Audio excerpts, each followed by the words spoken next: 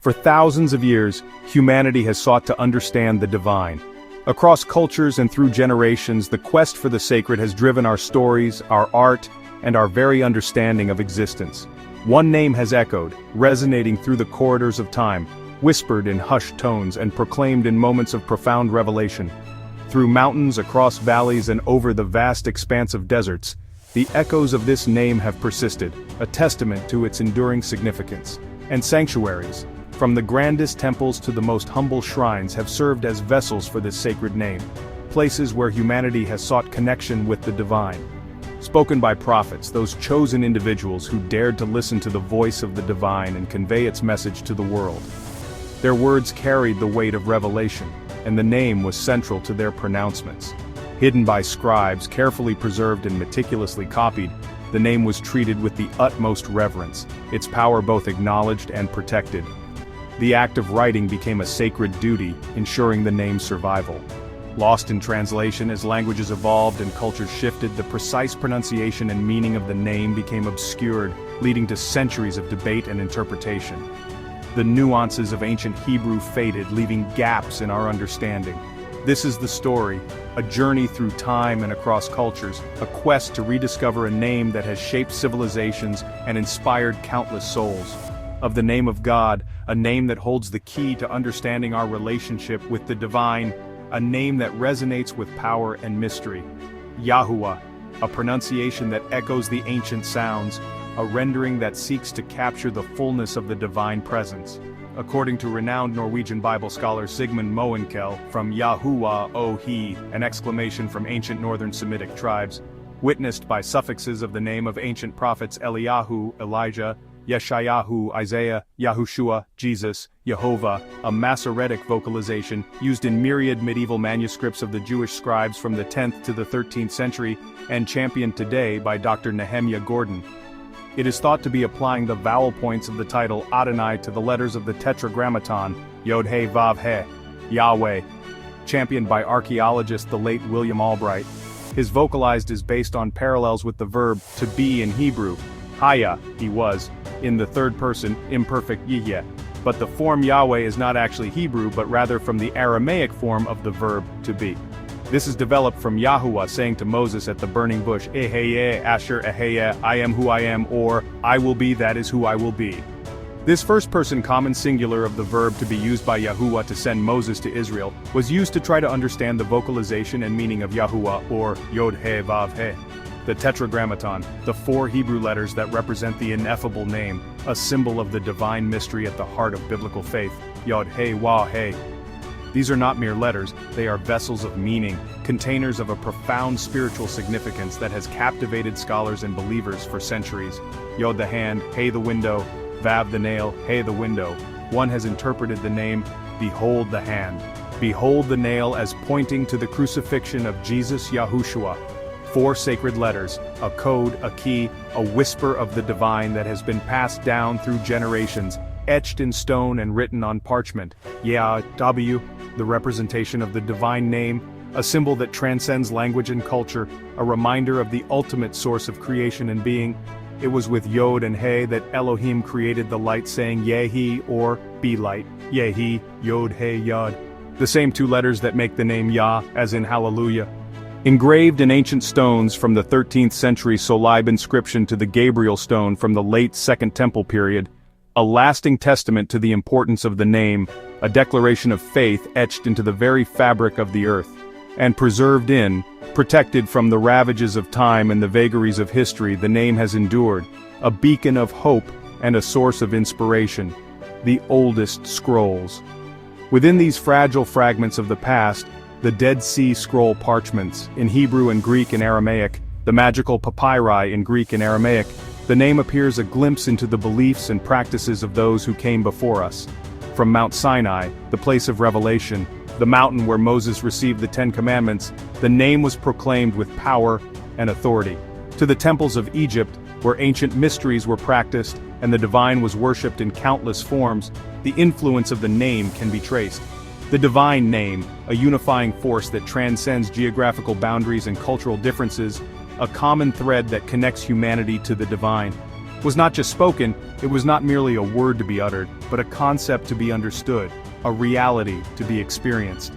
It was known from the times of Enosh, and even Eve used it in the Garden of Eden at the birth of her firstborn, proclaiming he was from Yahuwah, or mystically, he should be named Yahuwah. It was deeply ingrained in the hearts and minds of those who sought to understand the divine: Adam, Eve, Enosh, Noah, Abraham, Isaac, and Jacob.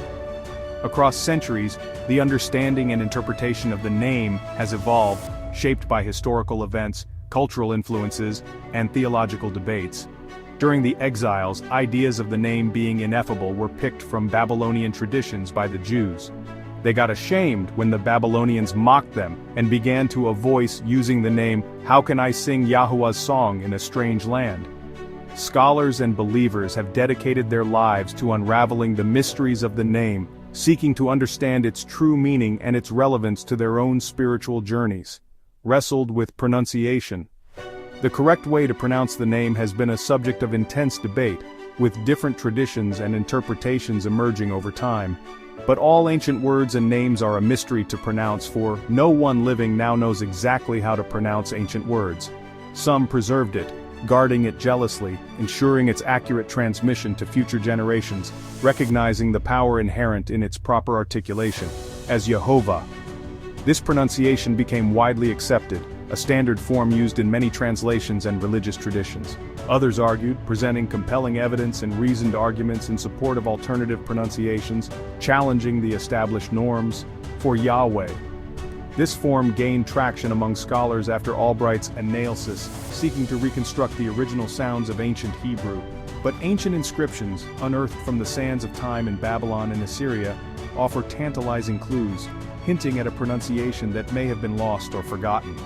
Point to a fuller sound, a richer, more resonant articulation of the name, one that captures the fullness of its divine essence. Yahuwah. A pronunciation that seeks to restore the original sound, to reconnect with the ancient roots of the name.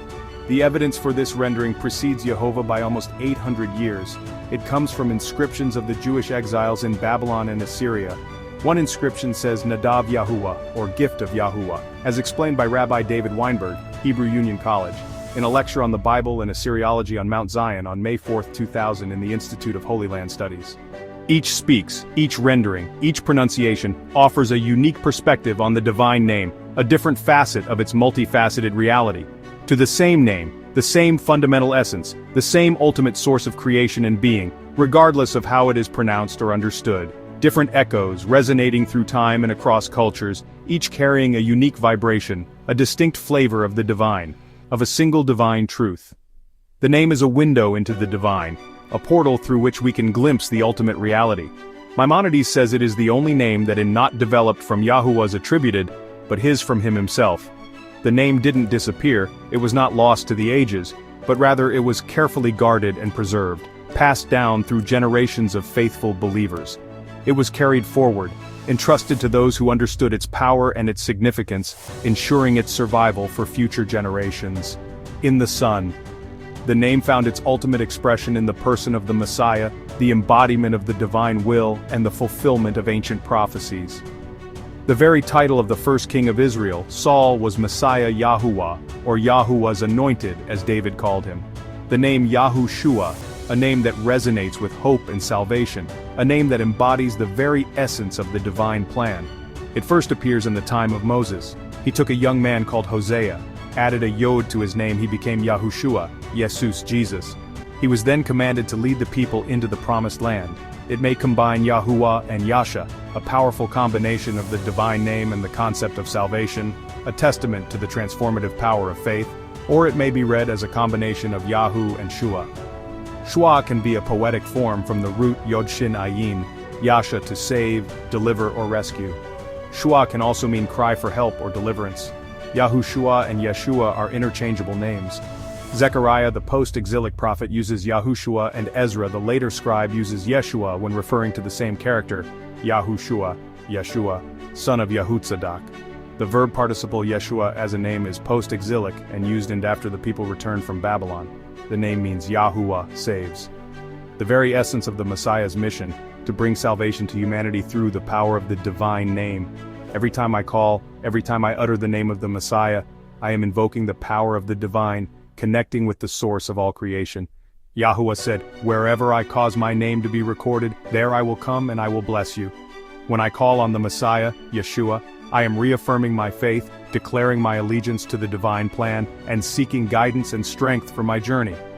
I call on the name that transcends all others, the name that embodies the fullness of the divine presence.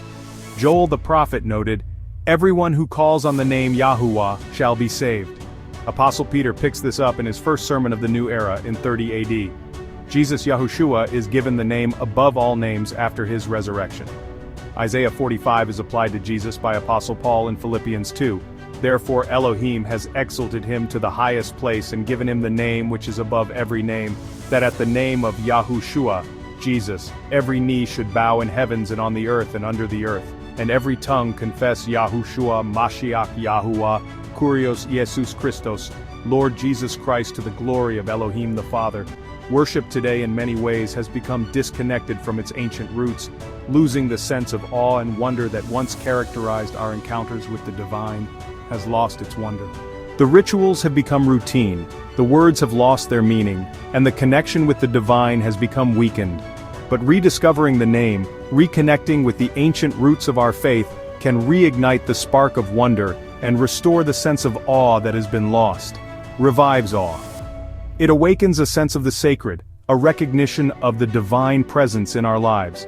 It takes me back, it grounds me in the ancient traditions, connecting me to the generations of believers who have sought to understand the divine, to the covenant, the sacred agreement between the divine and humanity, the foundation upon which our faith is built, to the burning bush, the symbol of divine revelation, the moment when Moses encountered the divine presence and received his calling, to the voice that thundered, the powerful pronouncements from Mount Sinai, the giving of the law, the foundation of moral and ethical conduct.